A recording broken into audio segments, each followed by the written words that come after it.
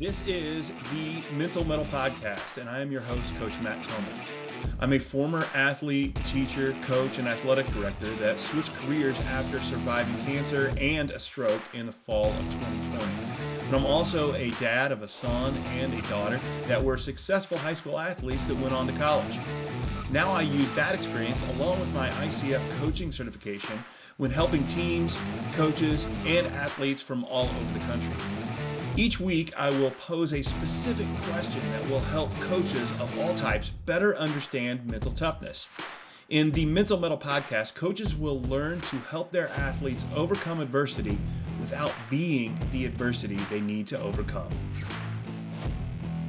Welcome back to the Mental Mettle Podcast, and I am your host, Coach Matt Tillman, and I am happy to bring this episode to you. It's about a topic that I think is so important that most people understand that it's important, but I'm really trying to dive into some of the specifics on how culture affects mental toughness for athletes and vice versa, and how coaches can use that culture, how they need to develop it to make athletes tougher, and how that culture then can work for you. And I have a lot of thoughts on the subject just from my own career, playing, coaching, being an athletic director, but that rather than just taking my word for it, I've got a guest on today. I'll introduce him in the next segment, but he is a great interview to talk about this culture idea. He's been at the same school for 26 years, I believe, something like that. And my first interaction with him, Coach Rob Flanagan, was playing against him when he was a young coach and I was going through high school. And I can remember then almost always getting beat by his teams, even though I felt like our teams were better. Definitely felt like the times I'm thinking about definitely felt like we had more better talent. And not to be arrogant, but I feel like I was better than some of the players he had, and I should be able to get it done. And I had some good games against him, and you'll hear us talking about one of them that I thought I had a fantastic last shot that wasn't quite the last second shot that we came back and he beat me, and that's still something I remember today. But I always remember his teams being really, really tough and very focused. And then my youngest brother played for him on a very, very good team. And I just thought, what a great interview on the subject of mental toughness and culture in a team. So he likes to talk. So it's a long podcast this time. So I'm going to let it get going.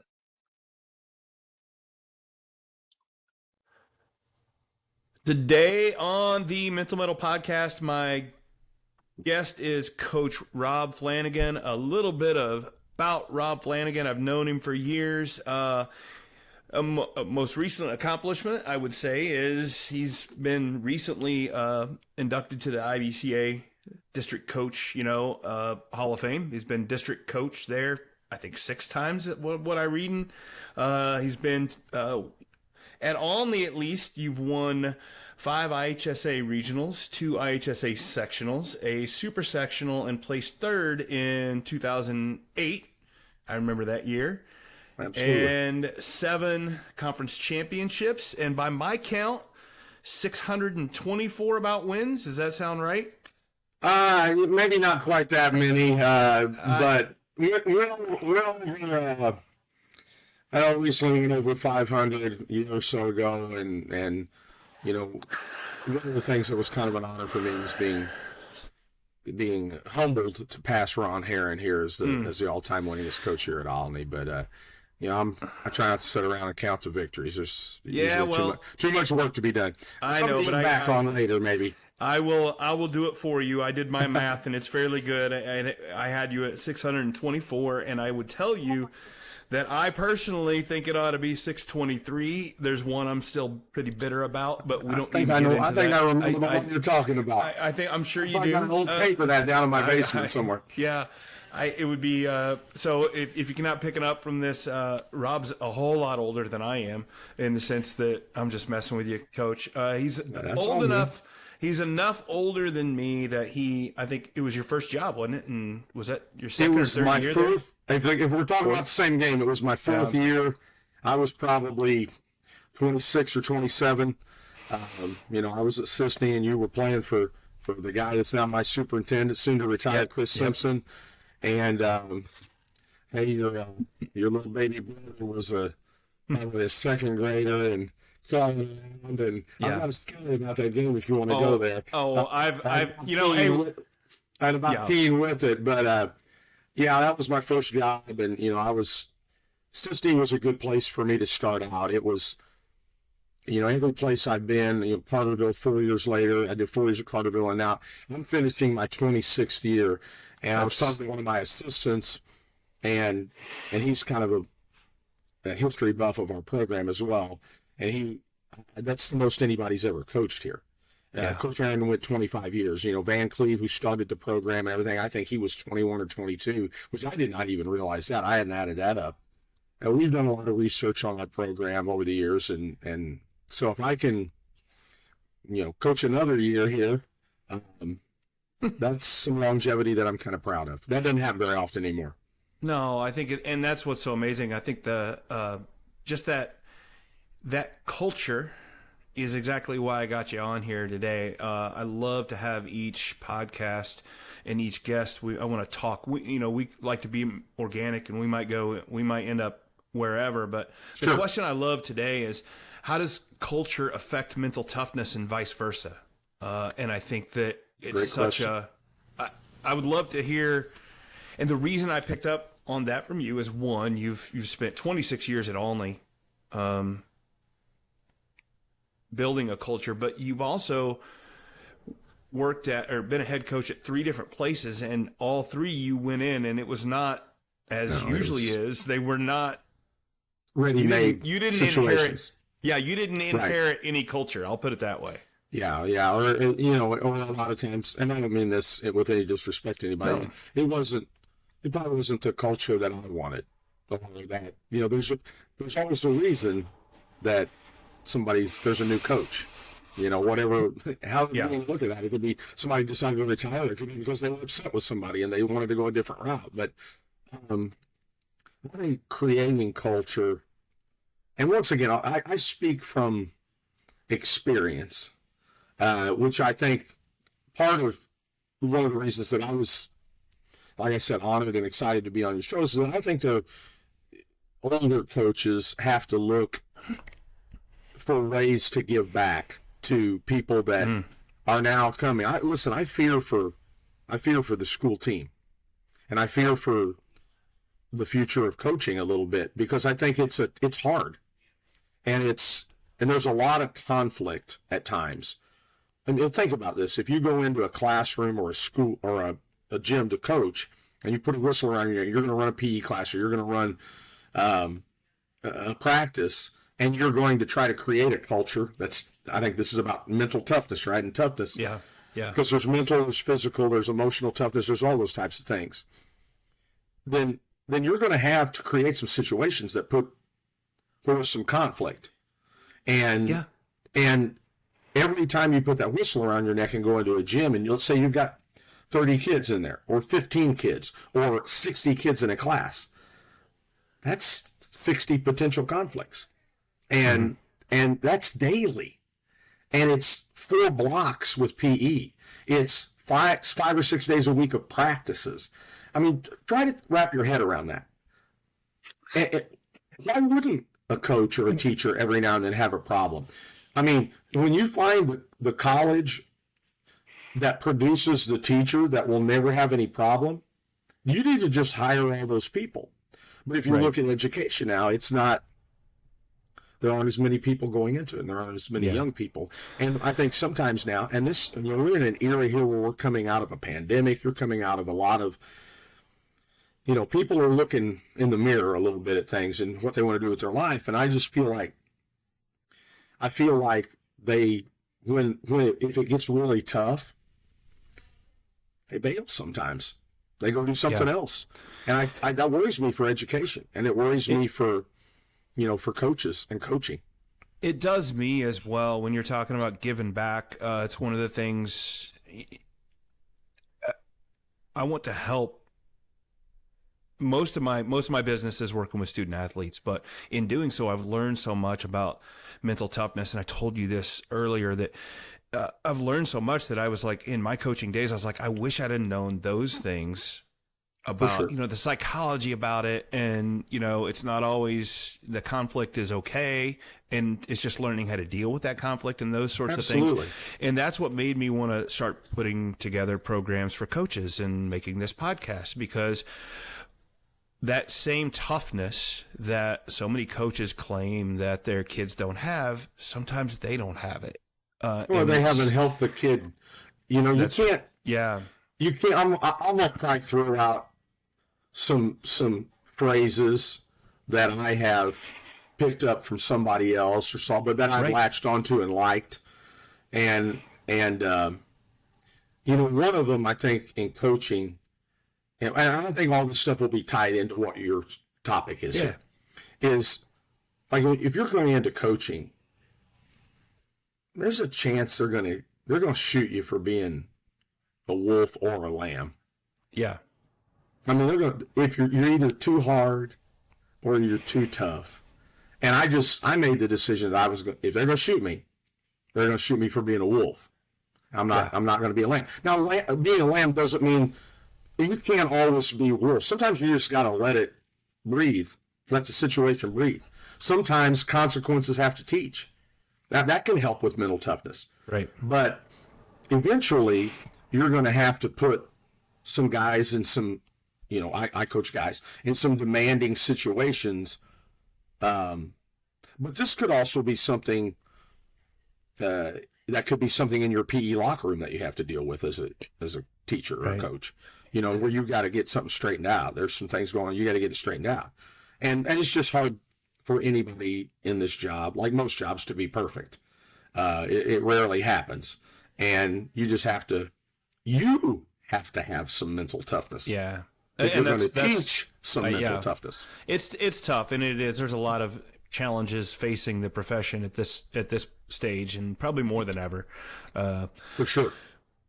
So when you're talking about putting them in these situations, and talk me through when you went to some of these 3 programs you went to that were, none of them, I looked at them, they were all, the programs you took, the 3 times you took over, it wasn't 20 wins combined for the years that, so what's the first steps? Well, you gotta, get in your mind that you're going to be able to win some little battles. And I can remember times, I'll kind of stick here with Olney, especially. I'll start with Sisney. We played we were up and down my first year there and didn't win very many games. We probably won 8 or 9 games. I have no idea how many we won that first year. And I look back on that. If I had it to do over and I was an older coach at the time, and I wasn't, I was right out of college, I gave that program everything I had. I've given all 3 programs everything I've had. And I'm still giving it everything I had. But I can remember I would have maybe coached a little bit different that first year. I was learning as well. But I can remember a game in the regional my first year at Sisney. Ironically, Olney played in the game after us, and Olney had not, they may have won 2 or 3 games that year. Right. But we had won 8 or 9. We played the NEC champions, Fairfield. They were really good. They had won that league, which was highly thought of, if you remember. And they had good players. They had all staters. And with 2 minutes to go in the game, it was tied. And that's when I felt like we really started to develop some mental toughness. So that was a point where we had some knockdown dragouts. You're talking about the early 90s. Things were a little bit different back then. We had some knockdown dragouts to try to get to where we could be, where winning was important. And we lacked mental toughness. We lacked mental discipline. But I remember that game and really remembering, man, we just took a giant step. And the next year, they hadn't won a conference in 20 years. We won a conference. We wanted to have a summer And I think we went to camp, and I think that worked on our togetherness and mental toughness. And then, we won the first conference they'd won in 20 years and had good teams my next 3 years there. But that was a landmark as far as believing that we could between the years. And that takes, we're going toe to toe with some pretty good players and a pretty good program in Fairfield. And for us to be there where we were was big.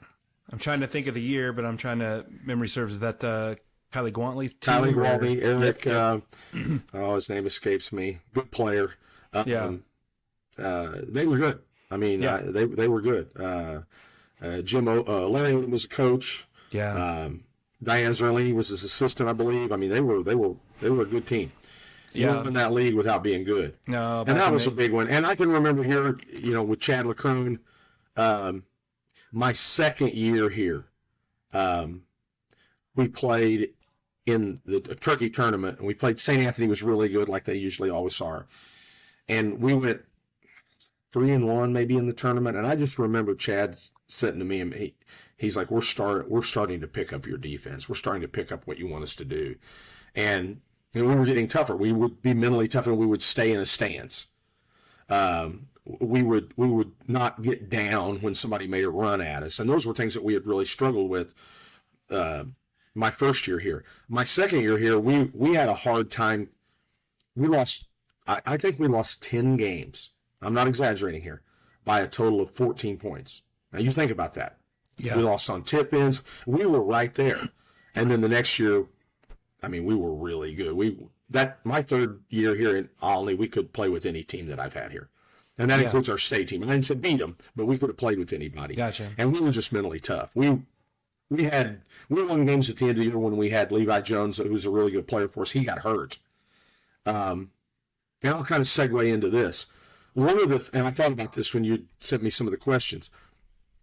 One of the things I'm really proud of here at Olney is and you know this from Keene, because he went down. When we have those had that kids, don't know, my youngest brother Keene played for Rob on their state team. For those listening at home, which is everyone. We have had a really good track record and a win-loss record of playing really, really well when we've had people injured, when we've had somebody go down, when we've had somebody that's out, when we've had unfortunate things happen. Thank God those don't happen all the time, but I'm proud of that, because I think that's a direct sign of mental toughness, and that's a direct sign of your culture. Everybody always, I'm not a big next man up. That seems to be, everybody uses that one. Right. But it's next man up. You got to figure it out.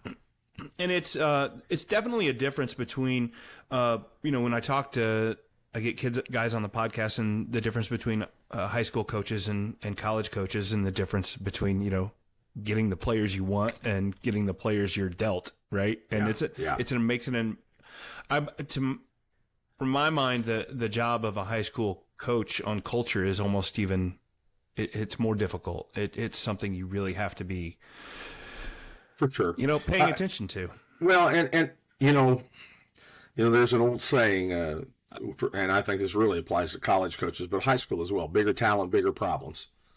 Yeah, not always, but bigger talent, bigger problems. And those problems a lot of times are immaturity, lack of mental toughness. Things have kind of been easy for you.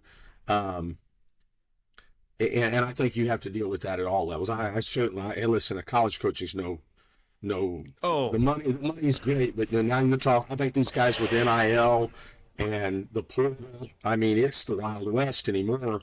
And I don't know that much about it.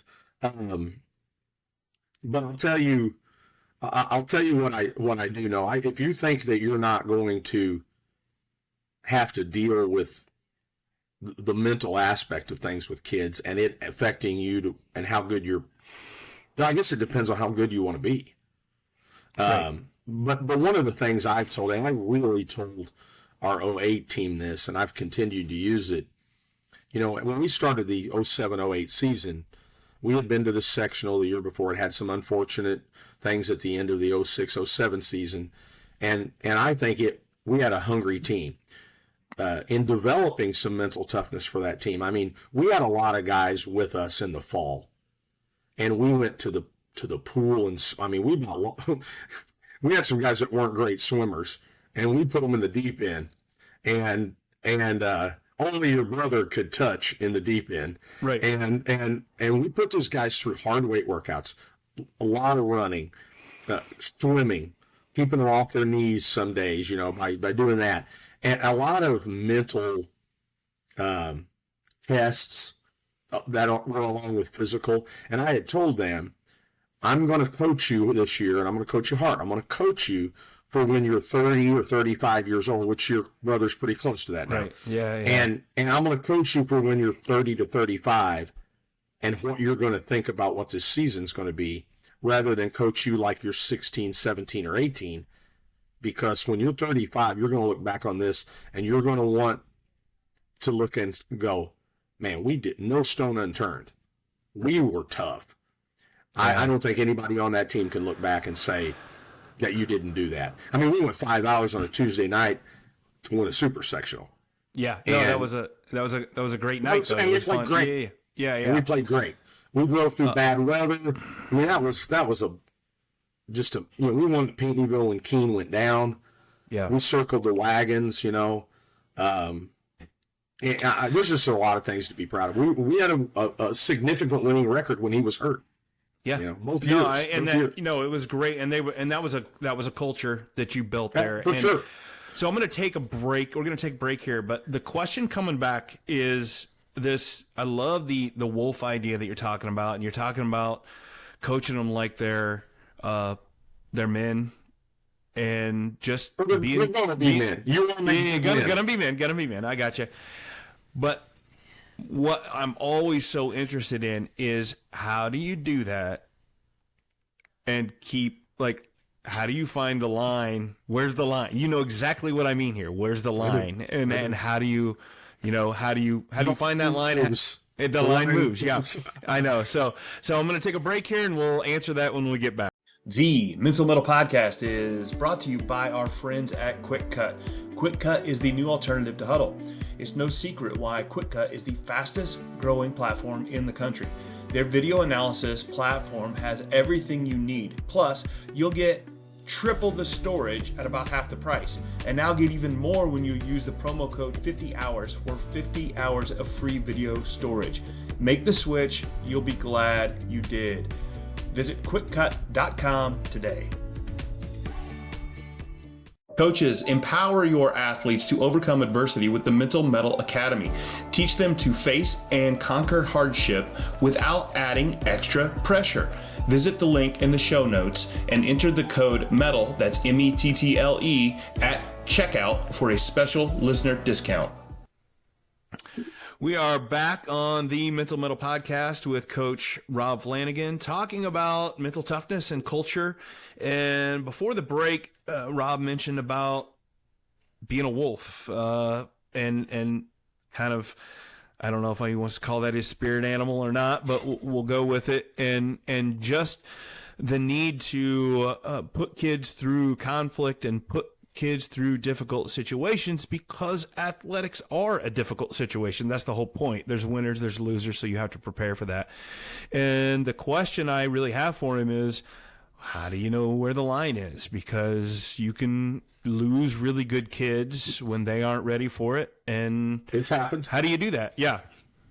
Well, first of all, I don't think you could be scared of that. And I think you have to, it's a feel. I read a long time ago where Mike Krzyzewski said, I coach with a feel. And I think I do that some. I'm not putting myself in the same category, obviously, but I think that will describe a little bit of what I try to do. Substitutions. It's not, you're going in this time, you're going in. It's just a feel, a flow of the game, ebb and flow. And I think you have to do that with your team. You got to know when you're tired.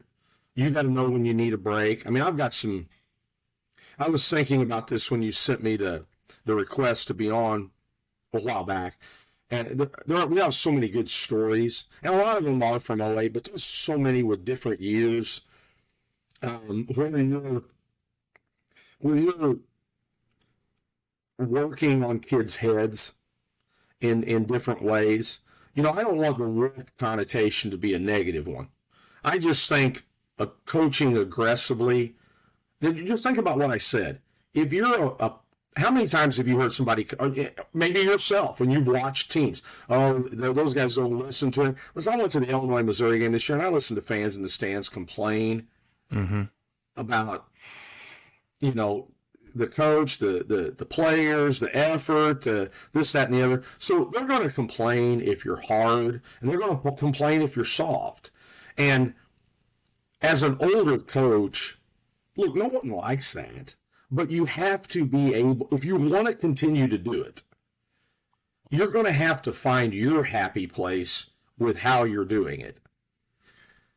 I have bad days with that, but sure. Overall feel like, and some of it's your credibility, some of it's your reputation, some of it's how long you've done it. It's like some of it's your resume. What's the old saying? Behind every successful person is a pack of haters. Yeah, what can I do by them? Yeah. And that's why I think losing yourself in the work and looking at this bringing your players along and getting them more mentally tough. Look, you're not going to press the fast forward button on this sometimes. And there are some times where you just got to say, I can't go this route with him. And we've given you plenty of chances. And that can't, it's basketball. It's not personal. But the kid gets into an extracurricular activity to try to push themselves to do something. Right. I think one of the things you sent me was, how do you keep it fun?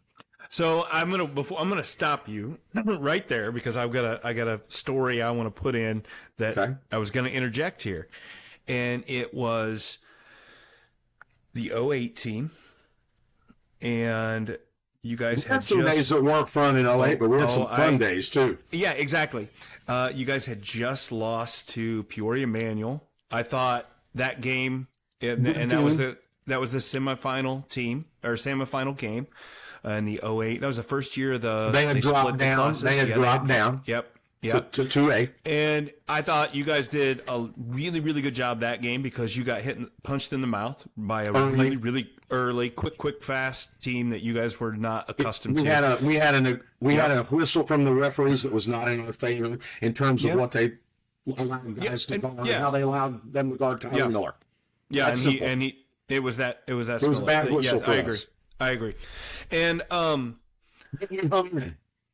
so then you were going to play Pinckneyville for the third place game, who you already beaten that year, who was a really good team, but you had some history with.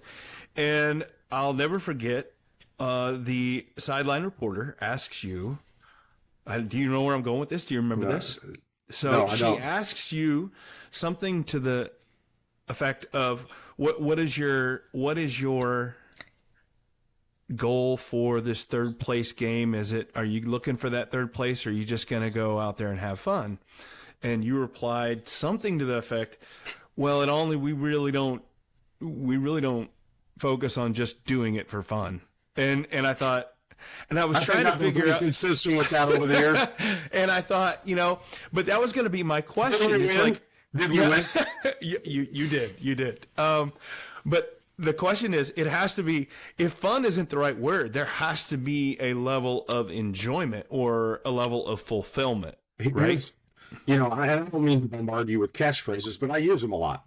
Yeah. So that's when you're interviewing me, this is what we do. This is how I teach. I always tell them, we got to learn to make hard work fun. Yeah. You got to learn to make hard work fun. I've been a lot of times said it to them in camp. All that dirty full-back road work. Mm-hmm. And look, I don't want people to think this is much like the Wolf comment. I don't want people to think, take this in a negative way, but there's some brainwashing that goes on here. I mean, in a good way. I understand where you're going. We do a lot of symbolism. And, the term drink the Kool-Aid, if you look it up where it came from, is a bad thing. Yeah. But what drink the Kool-Aid means is that you were committed, right or wrong in that particular case, but right with the things that you're wanting to do. If you've got all your guys drinking the Kool-Aid, I mean, our coaches, I've had numerous assistant coaches in 26 years. But they've used that phrase, man. We have drank the Kool-Aid. I mean, we're playing connected. You hear that a lot now, playing connected. But I think people think brainwashing is so negative. It can be positive too. It can be a positive thing.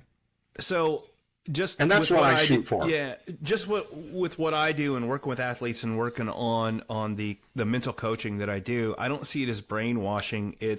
There are different ways to see situations, and I mean the name of this podcast uses the word mettle, and if you know the definition of the word mettle, it is a good word. Yeah, grit, but mettle is to face adversity in a spirited and resilient way. And the word spirited makes hard work fun. Yeah, and so when you said that, that's the word.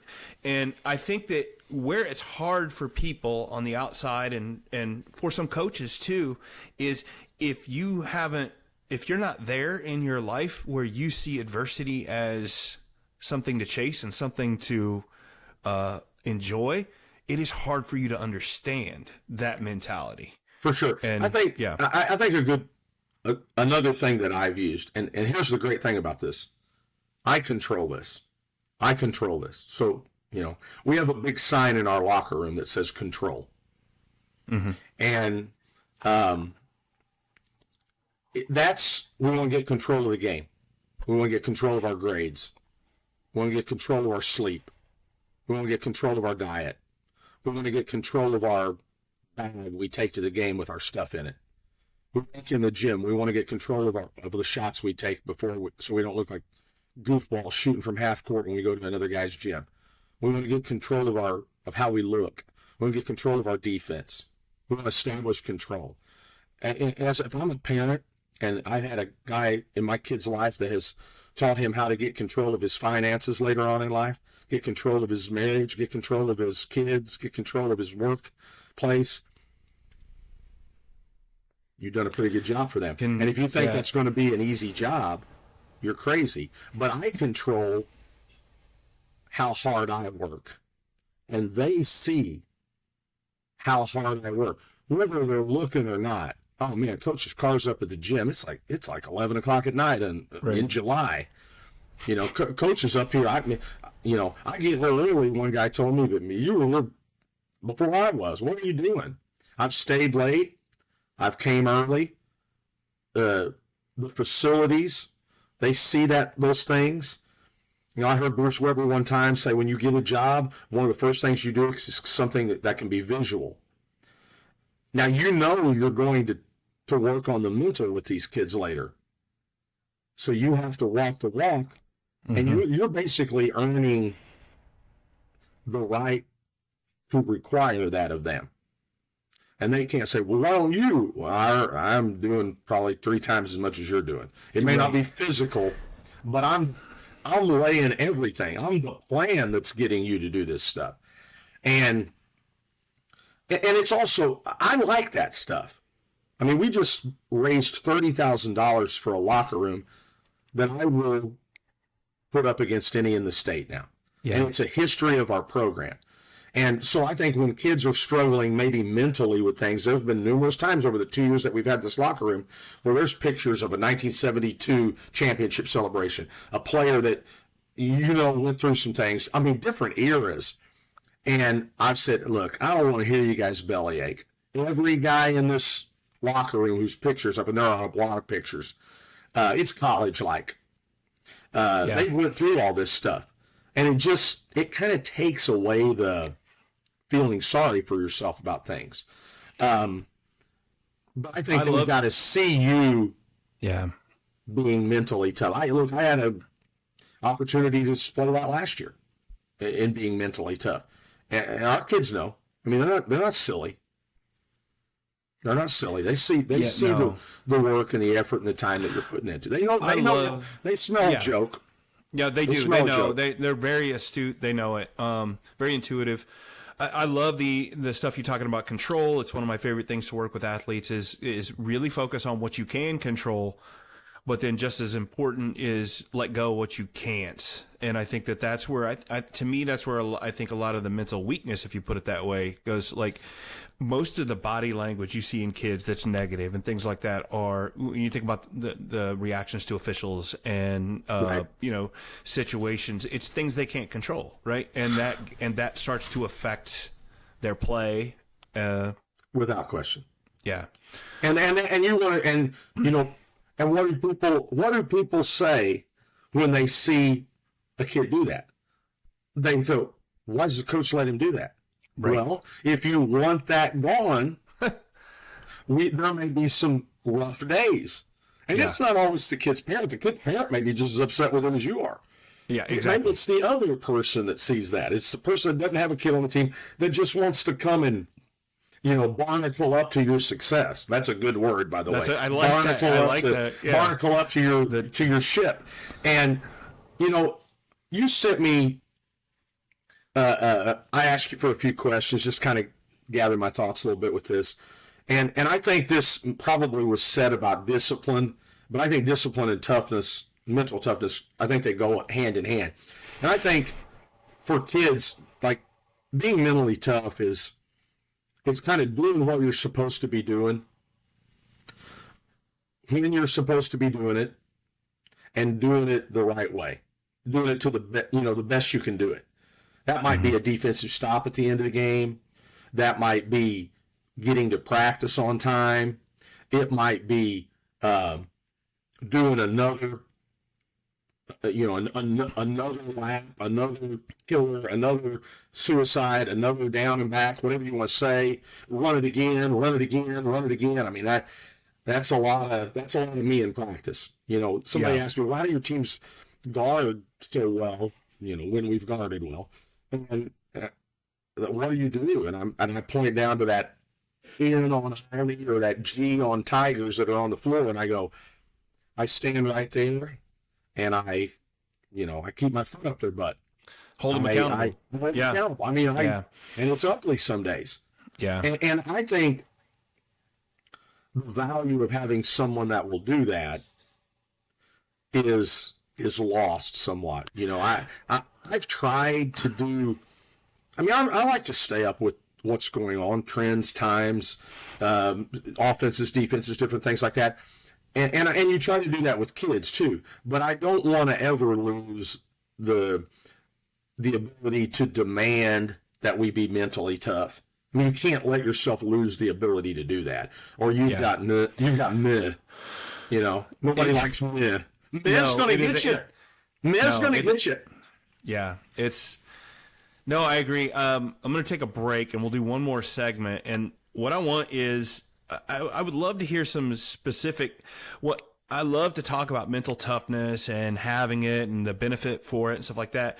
I'd love to hear a couple success stories, like kids that came into you, and it was stories. I got. Yeah. I would love a couple stories there, and then also how it affected. Again, I want to get back to that. How it affected the culture. And how that was that process, and how maybe a kid that you saw that was like, man, this kid was the difference in getting this. So we'll take a break, and we'll answer that question when we get back.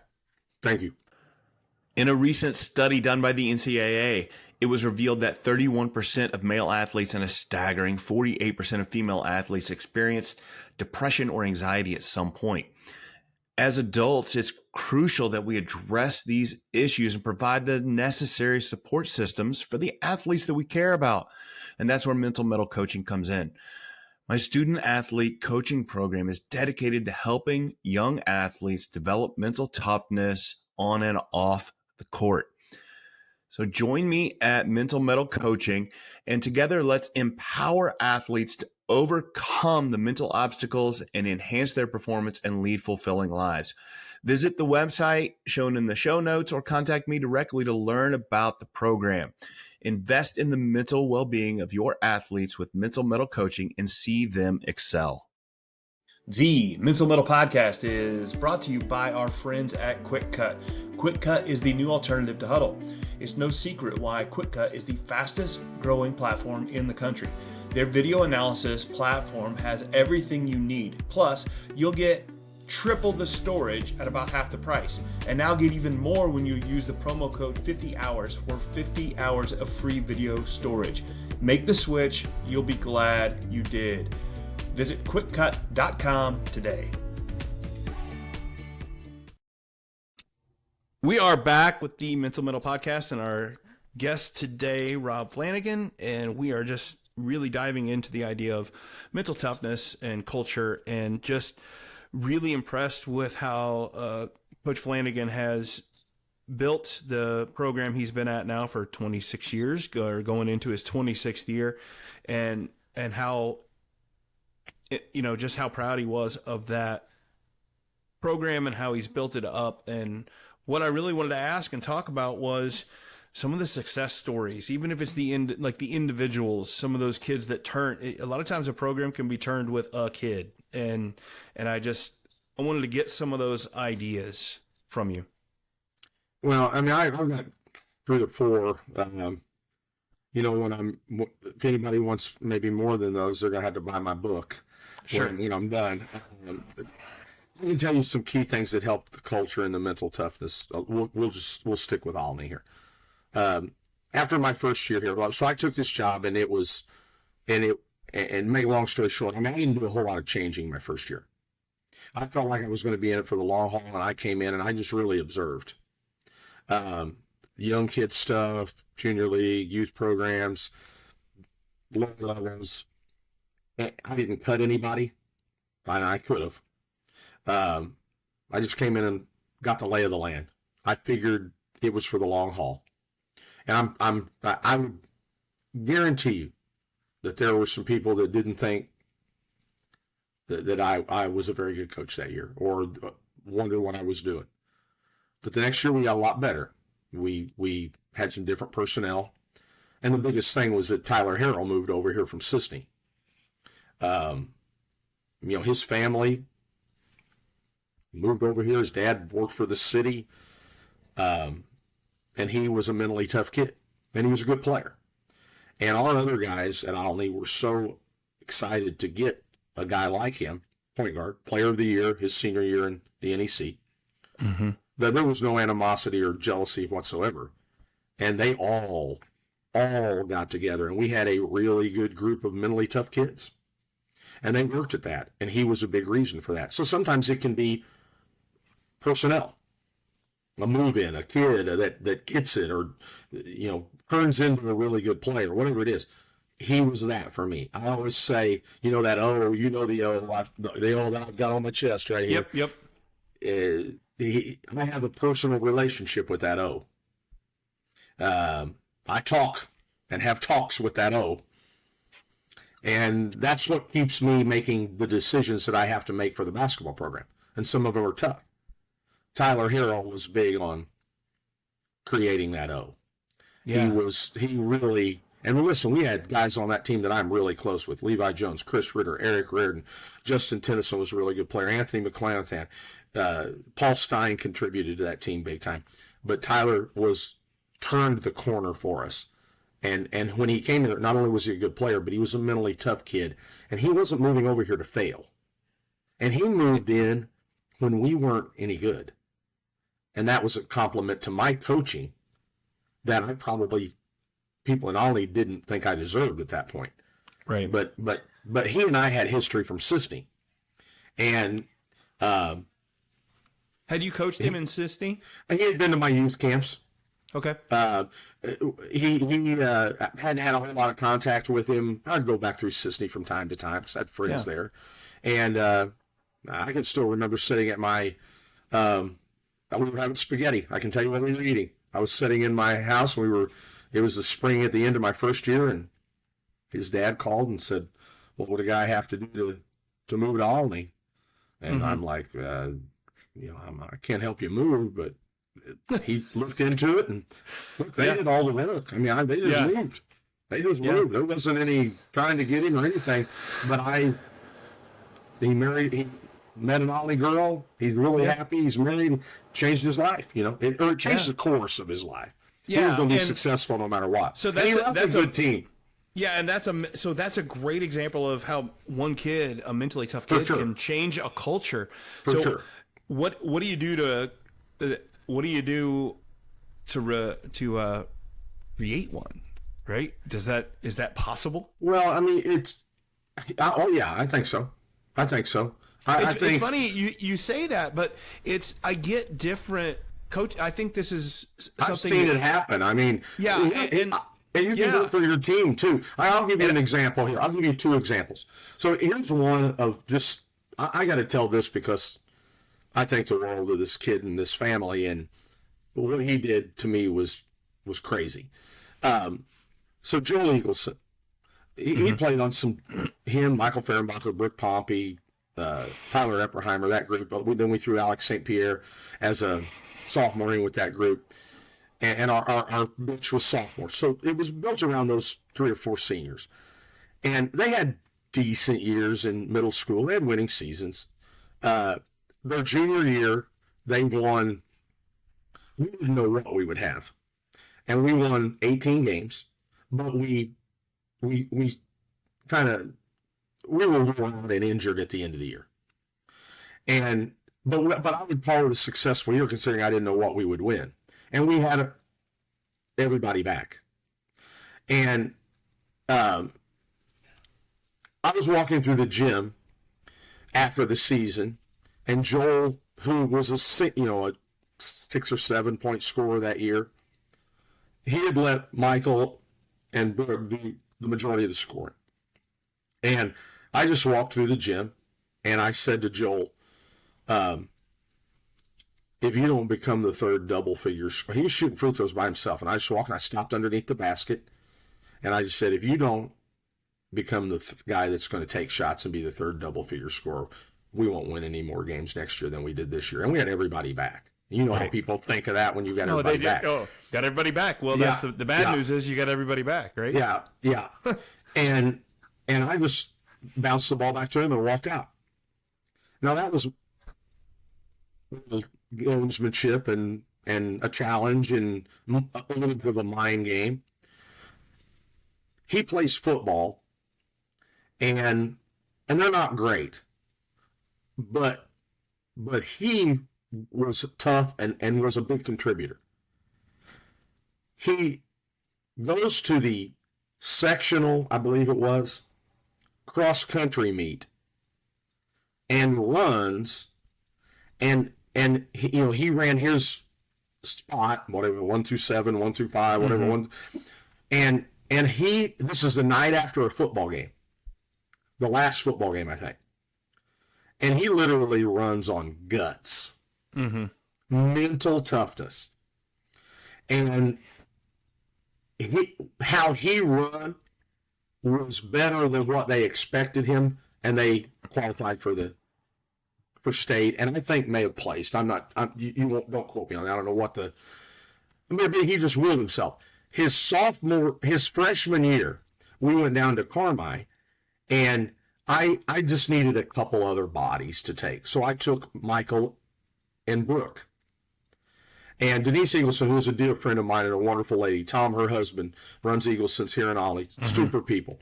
I consider them really good parents of 2 players, and I consider them really good friends. Much respect. Joel, I didn't take Joel. And there was no mind game. I just didn't take him. I just needed 2 more guys. And he was devastated. I mean, he was devastated. And so she told me that. And she's not a come to the coach guy. And she didn't tell me in a, hey, you better get him. She said, I'm going to tell you something. Joel's not a complainer. You need to talk to him. And she would not do that unless I needed to talk to him. Yeah. I thought, I see some things in this kid. But I don't know how mentally tough he was because he didn't go. So the next night, I took him. I didn't say anything about it. I said, you read too much into that? Bring your uniform. You're going with us. And I took him. And I feel like he just continued. I think he was a little mentally fragile then, but I think he kind of realized, I enjoy playing for this guy. I like what this guy's about. And I think he kept getting mentally tougher. Look, I'm not taking any credit for the football to cross country thing, but that, to me, it was an incredibly mentally tough, as well as physically tough display by him. And that's the kind of guy. And then he became an all-conference player as a senior, and that team won 27 games and a regional. What I pick up from that story more than anything else, Coach, is I'm always looking for the stories. Like, you've told your story a little bit here and how you like to be, and you're talking about being a wolf and brainwashing and all this, and you're like, and you even said it, you're like, hey, there can be some negative connotations with this stuff like this. You just told me a story about a parent, and you said she wasn't a complainer, but it was still a parent that came to you with an issue with their kid. And I think I know where you're going with this. So here's the way I feel. Let me just say it. But you listened, right? You at least listened and didn't just dismiss the criticism or dismiss the. You get where I'm coming from. Well, I feel like much the same things. Like you mentioned successes I've had as a coach. Look, if you're not going to listen to me with the amount of work and success that we've had here, and I don't mean that in a bragging way. That's why we're doing the work. Right. And I think we run a really good PE department here too. So I'll throw that in as you're a teacher and a coach. And if you're not going to listen to me, and I don't know what else I can't, it's hard. It would be hard for me to work a whole lot harder. I'm serious. I've worked with you. I'm well aware. And Denise Eagleson and that family, look, as a coach, you've got many judgments you're going to have to make. Look, I respected and felt the situation, and I thought, I want this kid. This kid's a worker. He's maybe doesn't understand because he read into it what wasn't there. Look, he wasn't a varsity player yet. But I thought, why cause a problem with this? I didn't take him the next night to please Tom and Denise. No, I took him because of what I was going to do with him in the future. Yeah, but I think that you were worried about, like, you were well aware that a kid. I was worried that I didn't want to lose him. Yeah, and that's my point. But like, I do think that there is some animosity. There's a lot of animosity between coaches and parents and that whole triangle of relationship, that sometimes to the point that coaches don't always, like, if it is a parent talking, I'm not listening, right? Yeah, almost. That's feel, you do that, yeah. But you do that with everybody in your life all the time. You have people you listen to, and you have. Like, if your dad comes and talks to you, you're probably gonna listen. If there's some guy that you know and you may even be friends with him, and he's telling you something, you pick and choose. I mean, we do that every day in our lives. We do that when we were students, with instructors. We do that with people that we work with. We do that with bosses. We do that with teammates. You got guys you respect and don't respect, and then sometimes those things change and you earn respect, or somebody earns your respect, and that's just life. Yeah, I agree. That's all it is. I just want to make sure that you understand that I was giving you some kudos here, because you're giving, as usual, you're deflecting a little bit, and I'm not sure that everybody gets it that quite that has that same feel and understanding about some of the things. So. Just giving you kudos for recognizing things like that, like you talk about, like you push them hard, but then you got to be able to back off and know that feel when you got it. A lot of times I've had guys. I had Dawson Brown just this past year, Zachariah Weiss, some of those guys, Chase, Travis, Drew Blank, Brooks Julian, Alec Coker, guys that have been on our team, and my own son, and. When I'm not demanding of them now. Like, I'm not whipping on them now. Right. Now I'm their friend. And I'm certainly there if they need me. And sometimes people get so bent out of shape about things that they throw away a really good friend in the future, meaning the coach, because they're so wrapped up in what's currently going on. Yeah. And you're not going to get rid of the coach. I mean, who has the perfect coach? You know how you have the perfect coach? When you decide that you really like that coach. He's not the perfect coach. You just make him that. It's like the perfect girlfriend. Who's ever had that? You just fall in love and make her that. Or she makes you that, or whatever it is. You know, everybody's got their warts and their flaws. It's just how... I think that gets back to mentally tough. Can I play for this guy? Basketball. Can I play for this situation? Yeah. Can I handle this teacher? Yeah. Basketball and sports it's emotional, right? And anytime there's... that's the beauty of it. That's the beauty of it, but it's also where we get that from. So I got 2 short questions for you as we close out here. The first one, in your... What is it now? 30-some years? I will be going into my 34th year. I'm going to be on. I just want to know. Full court, less than a second, down by 1. Honest. Be honest. Has it happened more than that time? Than just the time that it happened to me after I thought I'd made a winning shot? You know, I've probably defended that situation way more times than I've ran a play to try to win the thing in that situation. We may do 1 for 1 in that. Well, that was you know, when I look back at the games and the big bodies on those little floors. Yeah. You know, probably when you were a year or 2 younger than that, when you had Foreman and Ryan Blank and Van Blaricum and Westall and different guys like that, and we had Conrad and Anderson and Federling and Massey, and the bodies on those courts. Where did we even find room to step or cut, let alone? It seemed like everything would have been a collision, but you know, some of the things that.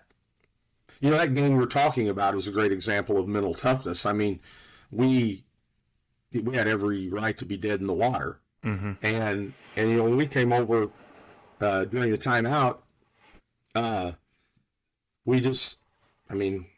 thought we handled it well, if my memory serves me correct. And then, you know, you always have to have things go right. You have to get a guy in position. The pass has to be. I mean, your guy kind of pulled his hands down, and it just, I mean, I'm not rehashing it, but I'm just saying, but you have to, the mental toughness in that is that you just don't go, oh my gosh, we throw up our hands. You mentioned body language.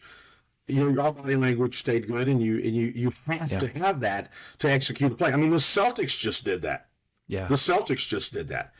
But go ahead.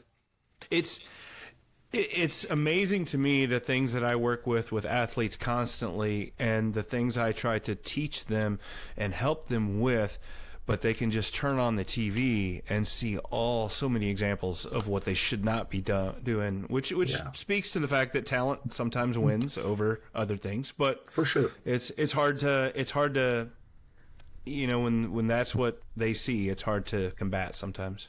Yeah, you got to, and I think a lot of the mental toughness things are, I think there's no, you know, flip the switch or magic wand that you wave. I think it's a lot of talk about it, and it's kind of, you kind of got to be like the waves hitting the rock as a coach or as a staff. It's not just the head coach. It's right.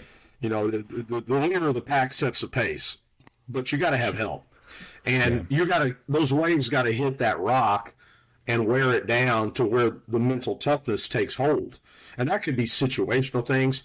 I mean, I have a really good story about something about the 08 team that I don't know if you know this or not. I have 2 really good stories, actually, that I tell from time to time to people. But if you want to hear them, I can give you one of them. You know, we're in for a penny, in for a pound. If people aren't interested in this, then they've already tuned out. So they should have stayed around, because I think a couple of these are really really good stories. Let me take a break. Let me take a break real quick, and we'll come right back.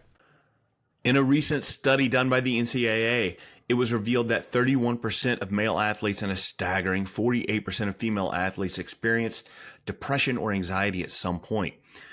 As adults, it's crucial that we address these issues and provide the necessary support systems for the athletes that we care about. And that's where mental mettle coaching comes in. My student athlete coaching program is dedicated to helping young athletes develop mental toughness on and off the court.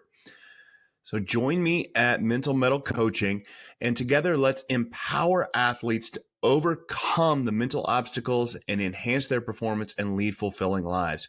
Visit the website shown in the show notes or contact me directly to learn about the program. Invest in the mental well-being of your athletes with Mental Mettle Coaching and see them excel. Coaches, empower your athletes to overcome adversity with the Mental Mettle Academy. Teach them to face and conquer hardship without adding extra pressure. Visit the link in the show notes and enter the code METTLE, that's METTLE, at checkout for a special listener discount.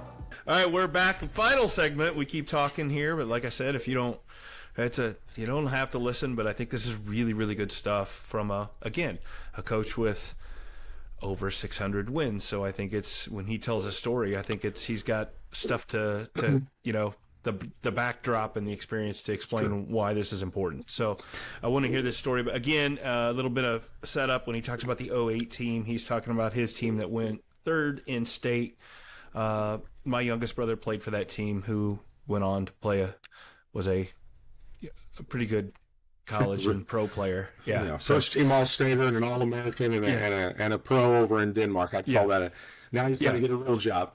He's got a real good job. Yep. So have at it, Coach. So I had mentioned to you about all the stuff that we had done in the fall with our team. We had been to the pool. We had swimming workouts. We had religious attendance from guys in the weight room. We did our share of running, and one of the things that we would do is, like, I always tried to change the venue a lot of times before we worked out. So it might be the pool, it might be a soccer field, it might be hills, it might be Rotary Park, it might be the dam on East Fork Lake, and we would get them out there, bus them out there, drive out cars, whatever we were doing at the time. A lot of times we'd bus them out there. In this particular time, it was a bus. And we had a little circuit. We did some plyos. We did some running. We did some sprinting. It was a really hard workout. And it was our last workout. It was beautiful weather. It was our last workout before we started practice. And so we get them all over there. And I had planned to do this. So it wasn't spur of the moment. So we got them all over there. I mean, they're tired. They're dead tired. And I said, hey, great job. Hey, you guys should be really, really happy with yourself. You survived conditioning. We're poised to have a really good season. Hey, let's all slap hands with each other. Great job. Kind of bringing it to a conclusion.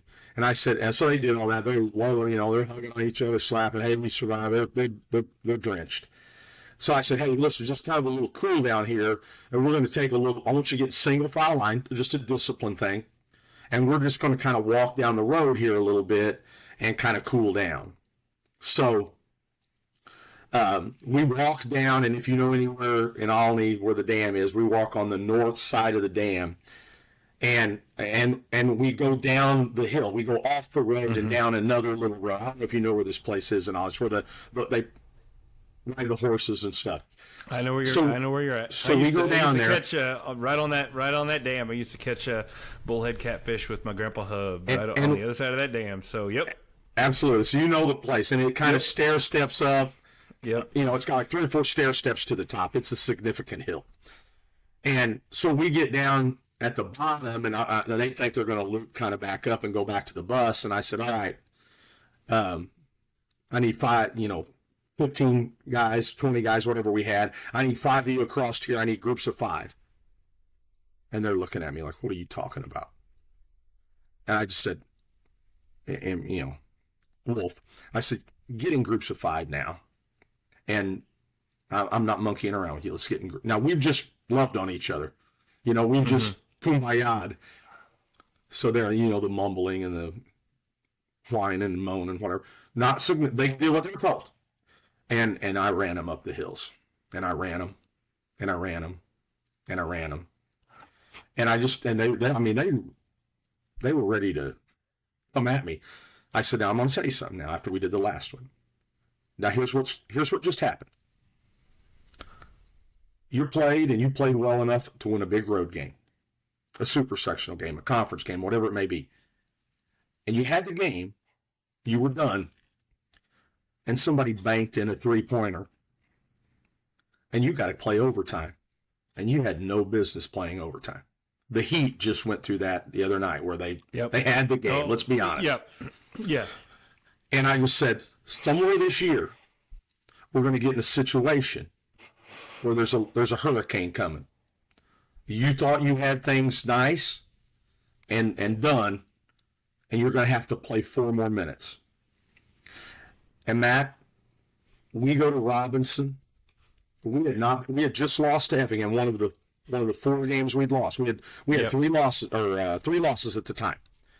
Effingham had beat us on a tip-in, and we go to Robinson, and we had not practiced well the day before. I had sent them home. And there's a tornado warning, and we have to go in the locker room for a significant amount of time. We didn't play particularly well. Myers Leonard was a young player, if I was sophomore then. We come back out. We don't play particularly well, but we have the game. And they bank in a 3. We miss an assignment. They throw a 3 in, and we go to overtime. And I'm sitting there in front of them, and look, I'm not happy we're going to overtime. Right. But I look at him, and Corey then looks at me, and he just says, running that dam. And it was exactly what I had put them through. Now, at the time, somebody would say, man, there's no way I'd play for him. But everybody really wanted to win that game. And everybody was really happy that we won it. And it helped us, to win another game and kind of got our momentum going. So here's a great story about that. I had thrown them out of practice because they wouldn't rebound the day before. I mean, we had literally a 30-minute practice. That's a risky little game of roulette. Very, yeah. It's a risky, and it's late in the year. Yeah, and we have hopes and expectations. So I sent them home. But here's the thing that I got to do.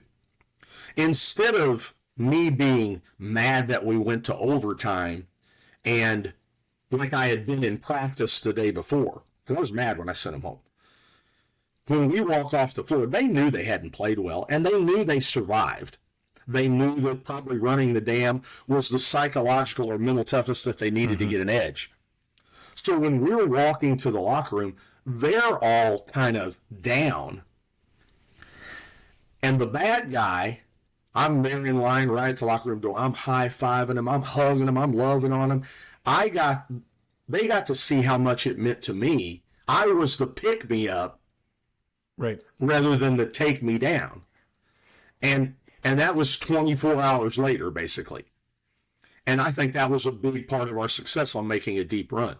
When we went to Macomb, to me, that epitomized. It's like Miami coming back and winning that game on Monday night. Yeah. How did they win that? That was your super sectional to send you to state. Yeah, right? we go through all that weather. We get home at 3 a.m. after the game. But the play up there, I thought it was one of our best games against a really, really good team. Really? And to have the mental toughness to do that on a Tuesday night, I was really proud of that. No, I think that's a great story. And let's be honest, you weren't happy you went into overtime, but the fact that you get to sit there and be like, say I told you, right? Like there's a little bit, right? Well, like a little bit of I think at that point in the year, we were trying to get the saw to be sharp again. Yeah. And from that moment on, the throwing them out of practice, sending them home, you know what throwing them out of practice I know means. what you mean. Yeah. And just the thing that happened where we had to play the overtime and it being very similar to what we had done in October, early November. And then for me being able to tell them how proud I was of them, and me to kind of be the guy like, hey, this is a huge deal. I wasn't happy just because we won. I was happy because I got to be really positive with them, and I got to pick them up. Yeah. And then I think they knew how invested I was anyway, but that was just a really special moment for me as a coach. And then boom, we went to Charleston and won, and we beat Salem, and all of a sudden, we played really good basketball. And seasons can turn on a game on like a dime. That. Yeah. On a series can turn in the NBA on a dime. Yeah. So the fact that you're talking about that, it's such a memory for you. You got to be prepare for the worst, right? Hope for the best. I always tell them you need to prepare for the hurricane. If it doesn't come and it blows the other direction, everybody's fine when things are going good and it's sunny. But the true test of things, I'll tell you this: my kid played for me. Yeah. But I would send my kid to play for me. I would want my son to play for somebody that tried to work on the mental part of things. I'll be honest with you, Matt. When you called to ask me about this, I think that's a good call, because I think that's something that I try to put in a big part of my toolbox as a coach, is you want to try to make guys mentally tougher with a lot of, whether it's subliminal things around the locker room, like I said, modeling work ethic. When it comes, when they see adversity, injuries and stuff, how do you react? It's so, they see that stuff. And I wanted to talk to you because you've had so much success, and because you've developed a culture, and because you've developed mentally tough players. But it's such I'm really trying to figure out the formula to help young coaches, and I don't know that there is one formula, because I've seen coaches act like you that are like the wolf, and they lose guys. They lose guys constantly. And I've seen guys. Yeah, absolutely. Well, no, but you're missing my point, right? Like, I'm talking about, like, they lose programs, they can't get it together. You see what I'm saying? And then I've also seen you got to be fortunate in some regards too. Yeah, again, that's you. Here's you deflecting again. I'm just going to do that. But I have been fortunate. I know. Well, I always say luck favors the prepared, but I do think we've been prepared. I will say that's true. And then also I've seen guys that do the lamb side that develop really, really tough, mentally tough players. So I'm not sure. Without question. Yeah. So so it's, I don't know that there's one. You got to do you. You got to do you. You got to know that feel, and you got to be okay with what you're doing. I think that's fantastic. So, I think sometimes, man, I think kids are different. And you'll never underestimate the value of just sitting down with a kid and showing them some things on film that they're doing. I mean, I know that Mike Krzyzewski did that with Bobby Hurley, because he did a lot of complaining and whining and body language as a freshman. Now, they went to the national championship game as a freshman. Now, they got drilled by UNLV, but they won the next two. And I think talking with kids about that, look, one thing about Tiger basketball, we operate from the truth. You're going to operate from the truth. And I'm not saying we just immediately blast you with the truth, but eventually we're going to get around to calling it like it is, and this is what you're not doing, and this is what I want. And if people are like, well, I don't agree with you. Well, somebody has to be in charge. Yeah. And somebody has to have a plan. And we all can't be that person. Or you've got chaos, And I think there's a lot of kids that, I had a kid tell me this past year that was on the fence of whether or not he was going to play. He'd come to our camps. He was on the fence of whether he was going to play last year. And he just worked my camp today. And he told me something unsolicited in the locker room one day.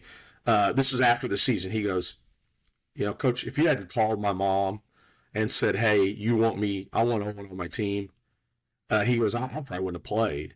And he said, I played soccer, and that's different. He said, but when I got into Tiger basketball, he goes, and this is a kid that's a freshman. He goes, I just fell in love with the culture. The fact that you that you demand. Now that's one kid. Every kid's not saying this, but the fact that you demand and you hold us accountable to what we're trying to do, and there are times, Matt, where I let the consequences teach. I mean, I don't know them about every little thing. Sometimes the consequences have to teach. Yeah, but I do think once you develop the culture, I do think the culture does some of the heavy lifting for you. And there is no doubt about that. Yeah. But what we talk about young coaches. What young coaches have to do is decide, if that's what you want to do, because you have to be wired in such a way that it was important to me to be a good basketball coach. It still is. Yeah. Like I said, I got 2 years left, and I want to get better. Yep. I want to be better in 2026 than I am in 2023 when I'm done. And so that's fun for me. It's commendable and it's fantastic. And just like your career, we're about out of time. So teaching career. I got you. Well, you're right. You got some coaching years yet, but I do. The last question I want to ask you as we go out here is, you mentioned the book, right? You were jokingly made a joke about your book, and I would love to know what the title would be. Well, I can actually have a cover for it, and I think I'll send you the cover in a text. Okay. The title would be, "So You Say You Want to Be the Head Coach." Yeah. ... A cautionary tale. Yeah. That's pretty good, huh? So you say you want to be the head coach. A cautionary tale. We used to have this expression that says the step or the distance between the assistant coach and the head coach is a whole lot further than you think it is. That one step from one chair to the next, and that's that 12 to 16 inches is it's a deeper slide than what you think it is. It is. And Coach, I can't thank you enough for coming on. Like I said, we could talk all day, but I think it's great stuff, and who knows, maybe we get more stuff, and I'll bring you on another time. I love to talk basketball. I know. I love to talk coaching, and I just feel like it's been really good to me. It's let me do some things that I've really wanted to do in my life, and I just like to give back. Beautiful, Coach. Well, thank you. Appreciate it. Appreciate your time. And the Mental Mettle Podcast is brought to you by our friends at Quick Cut. Quick Cut is the new alternative to Huddle. It's no secret why Quick Cut is the fastest growing platform in the country. Their video analysis platform has everything you need. Plus, you'll get triple the storage at about half the price. And now get even more when you use the promo code 50hours for 50 hours of free video storage. Make the switch. You'll be glad you did. Visit quickcut.com today. In a recent study done by the NCAA, it was revealed that 31% of male athletes and a staggering 48% of female athletes experience depression or anxiety at some point. As adults, it's crucial that we address these issues and provide the necessary support systems for the athletes that we care about. And that's where Mental Mettle Coaching comes in. My student athlete coaching program is dedicated to helping young athletes develop mental toughness on and off the court. So join me at Mental Mettle Coaching, and together let's empower athletes to overcome the mental obstacles and enhance their performance and lead fulfilling lives. Visit the website shown in the show notes or contact me directly to learn about the program. Invest in the mental well-being of your athletes with Mental Mettle Coaching and see them excel. So as a coach, possibly a young coach, what do you have to take from that interview with Coach Flanagan? As he mentioned it, it's something you should listen to. He has a lot of experience, hundreds of wins, and he has seen it go well and seen it not go well. And he has a lot of just so many stories. And I really appreciated his honesty on the comments about being a wolf or a lamb. And I find it interesting that he said, well, I chose the wolf. And if you know Coach Flanagan at all, and you can probably pick that up from the interview. He was never going to be the lamb. That's just not his personality. But I appreciated his honesty about that because having watched his teams and having a brother that played for him during a very demanding year, it's not an easy thing to do to play for Coach Flanagan, but it is a useful thing. And as we mentioned, my youngest brother, after he finished high school, he went on to be an All-American Division II player. And I believe he just now retired at I think he played 10 to 12 years in Europe professionally. And I know that as rough as it was his senior year, that doesn't happen. He doesn't have that career without Coach Flanagan. So his methods are tough at times, but it does develop such high character kids and such mentally tough kids. And they come back, and they must not like him at times. He even talks about it, that they were ready to come after him whenever he was making them run the dam. But afterwards they appreciate it. And he is definitely one of those guys that's willing to be that wolf and be that bad guy with pushing kids for what they can be. And as he mentioned, it works for him. Not everybody works the same way. But one thing that I noticed, he really talked about setting up mental tests, physical tests, using the word test a lot. It implies to me intentionality. When he's running a practice, when he's going through the season and trying to make them better for different reasons. And he always has a purpose behind what he's trying to accomplish. And he does things extremely intentional. He has there's a method to his madness, as the phrase goes. And just so you know, the can of ski, if you know Coach Flanagan, that's not product placement. That's he's never far from that can of ski, and it's just one of those endearing things about him. It's fun to see, and just so much about that interview that I really enjoyed. His ideas on control and taking control of, and he talked about so many things that I talk with athletes about. Talking when you go to bed, talking what you eat, talking your hustle, talking about controlling all those things. It's so important. There's so many things we can't control in our lives, that to focus on the things we can control is so useful for positive mental health. Even if it's tough at times to want to do these things, it's focusing on what you can control is so important. And I also appreciated him talking about having conversations with the O, and he's the head coach for Olney, and everything they have is that big O. I've got a couple shirts left from watching my brother play, that big O, and that means something to him. And he definitely has a center, a focus, and he has a way he wants to do things, and he holds kids accountable to those. And I think that keeps him centered and driving forward and being successful. And he even says, he said a lot of things in that interview that I say a lot of times to people, that he talked about this mental toughness idea being there's no magic wand. And he's 100% right. You have to, he does things intentionally to help players become more mentally tough and more prepared. And that takes time. There are days it does not go well, and there are days that there's conflict, and his appreciation for that conflict and understanding there will be conflict, but saying, hey, we're going to work past it.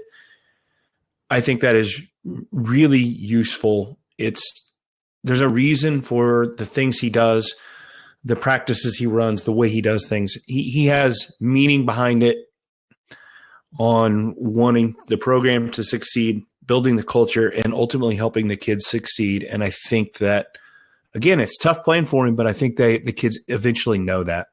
So lots of things to take from there.